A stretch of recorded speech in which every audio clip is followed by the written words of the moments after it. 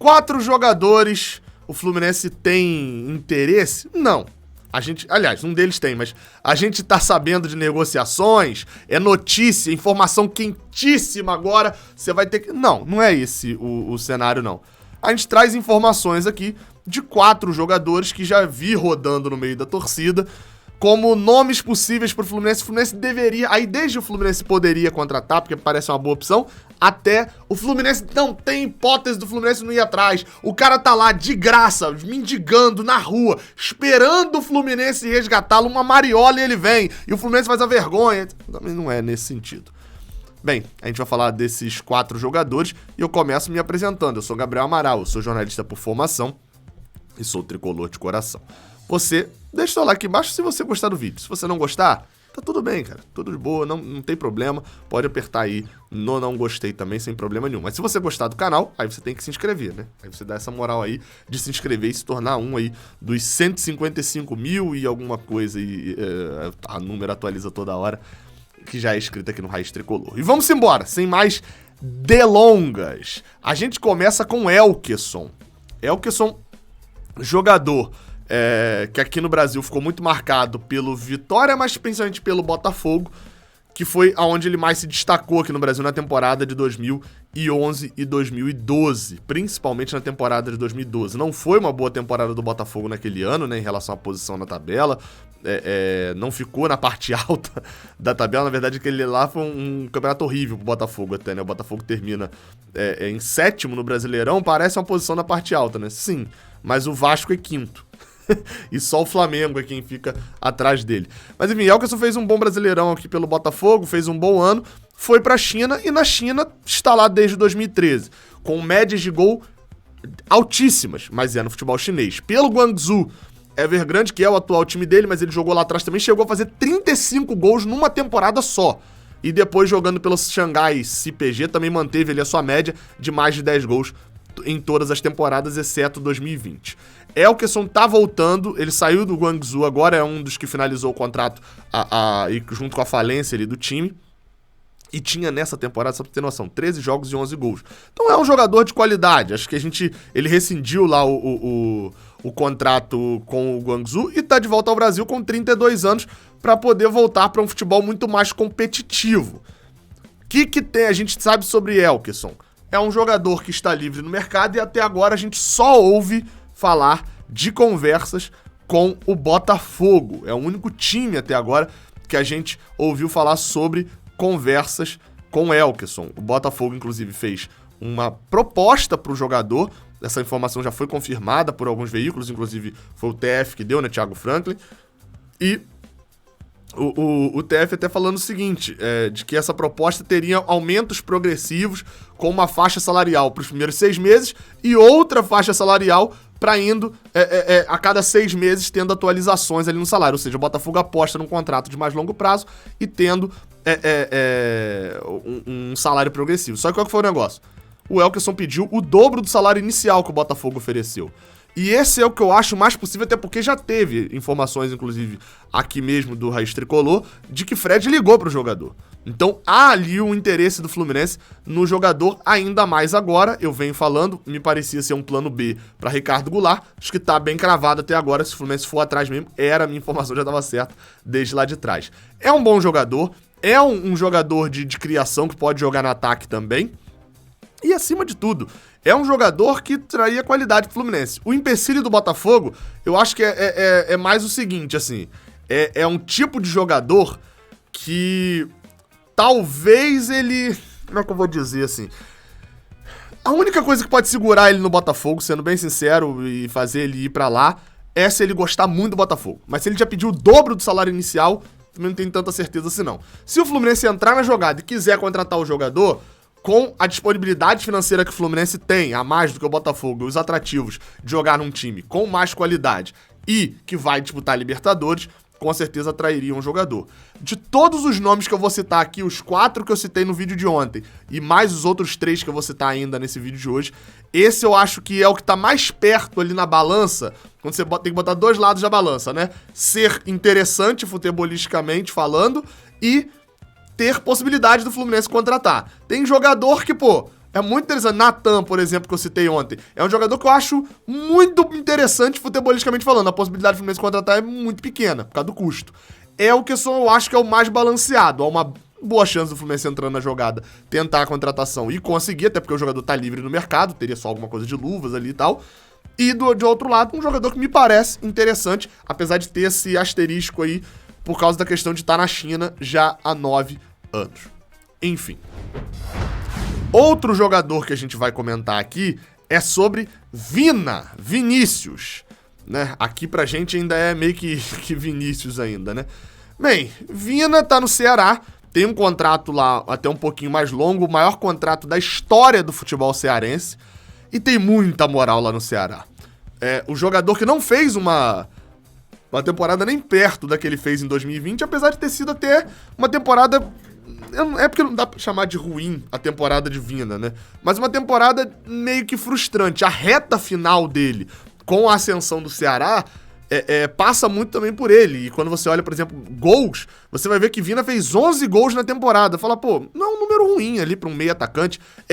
Mas desses 11 gols, 6 gols foram nas últimas 9 partidas. 5 desses 11 gols, ou seja, praticamente metade desses 11 gols, foram nas últimas 6 partidas. Ou seja, ele teve um sprint final ali interessante, mas foi uma temporada muito abaixo do que se esperava de Vina no Ceará. Divina. Ficou engraçado aí o cacófago. Então, assim, é um jogador já de mais idade não porque ele é 2 anos mais novo do que Elkerson, né, mas tem um físico que depende muito até do físico e que cobra um pouco em algumas partidas. Vi algumas reclamações de torcedores do Ceará a respeito de questão física de Vina mais uma vez, e que tem um problema com segundas temporadas, às vezes nos clubes, ou pelo menos com a parte final dele ali. Ele já esteve no Fluminense, teve problema, saiu, já foi muito bem no Náutico para depois sair pela porta dos fundos, mais ou menos pela porta dos fundos, do Bahia, no Atlético Mineiro não conseguiu render. É um jogador muito inconstante na carreira. Tem bola? Tem, mas eu acho que o Vina funcionaria pro Fluminense 2020. Eu acharia uma contratação muito boa ao final de 2020 para a temporada 2021. Para a temporada 2022, eu acho que há um risco.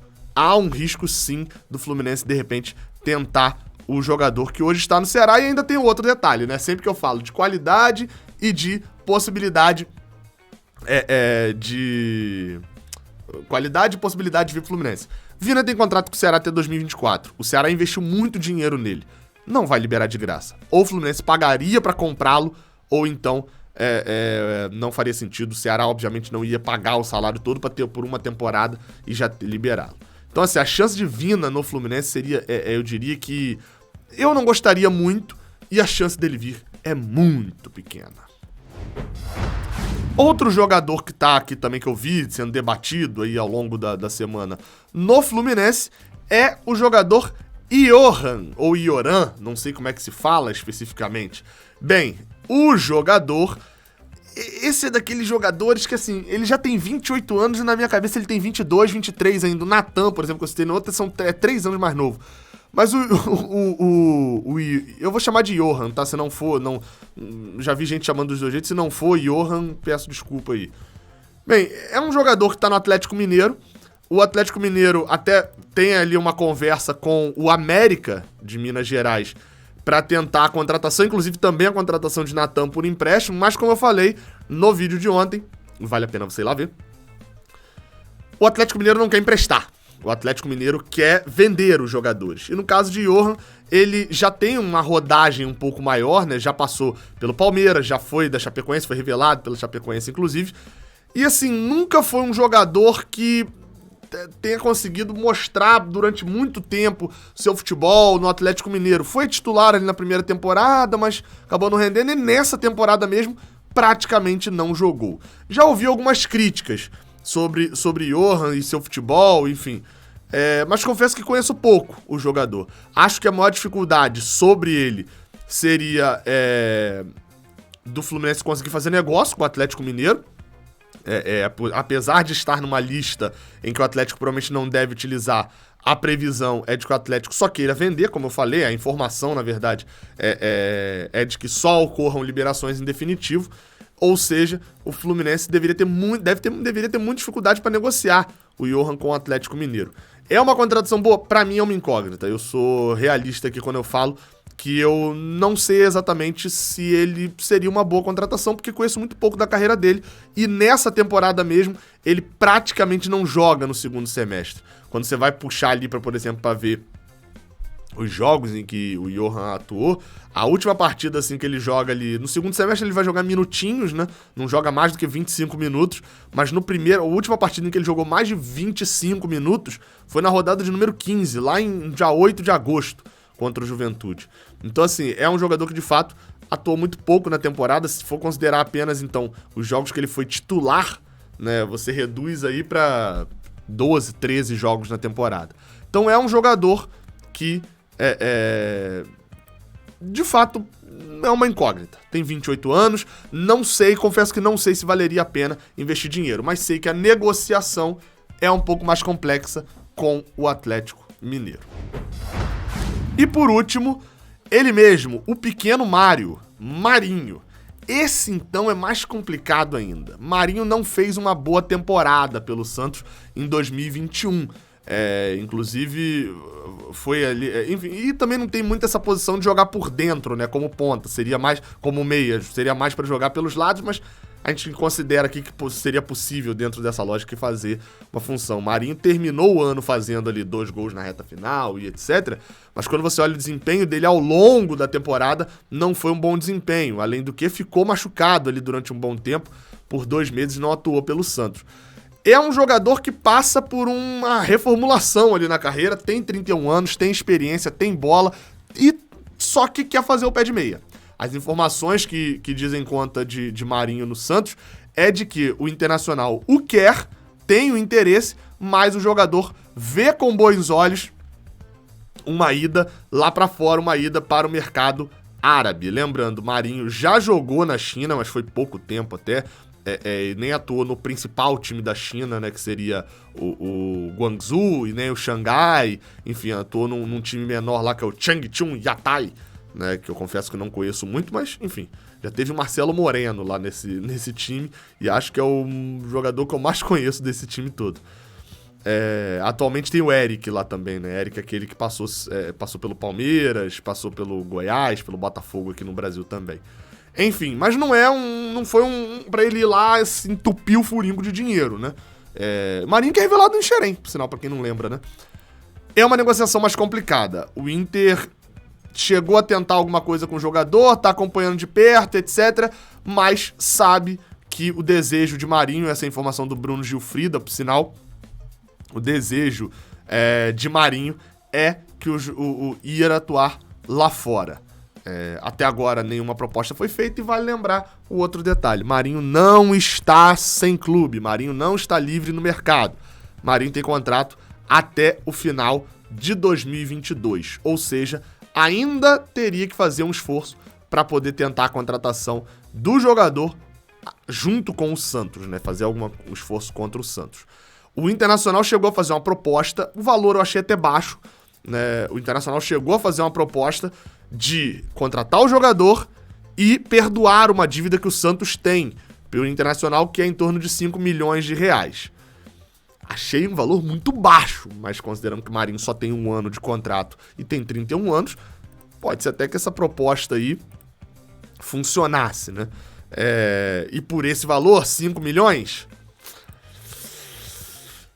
eu acho que valeria o risco em Marinho. 5 milhões, se é 5 milhões de reais e o Fluminense consegue parcelar isso, pelo menos até o final do ano, eu acho, não poderia parcelar porque teria que pagar o Inter, mas enfim, se o Fluminense consegue fazer essa compensação aí, 5 milhões acho que valeria um esforço em Marinho, além de negociar. O problema é salário. A última vez que eu tive informações sobre salário de Marinho, o vencimento dele, a informação que eu tive, eu não apuro o Santos, né? Mas o vencimento dele girava em torno de 700 mil reais. Não sei se estava incluído ele já o custo que é pro clube, ou se tá direitos de imagem, ou se era só o salário líquido, mas acredito eu que seja, porque outra informação que eu achei era de 400 mil reais de salário líquido, então você bota aí mais direitos de imagem e mais o FGTS e tal, os custos do clube deve bater mais ou menos isso.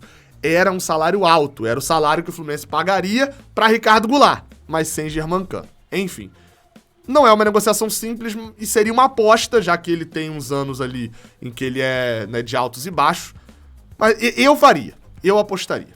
Enfim. E você? O que você tem a dizer sobre esse vídeo aqui? Vale lá ouvir o podcast do GE, tá? Joga aí no Spotify, GE Fluminense, que você vai achar um podcast muito maneiro, onde a gente comentou, inclusive, essas possíveis contratações. É isso, até a próxima, valeu!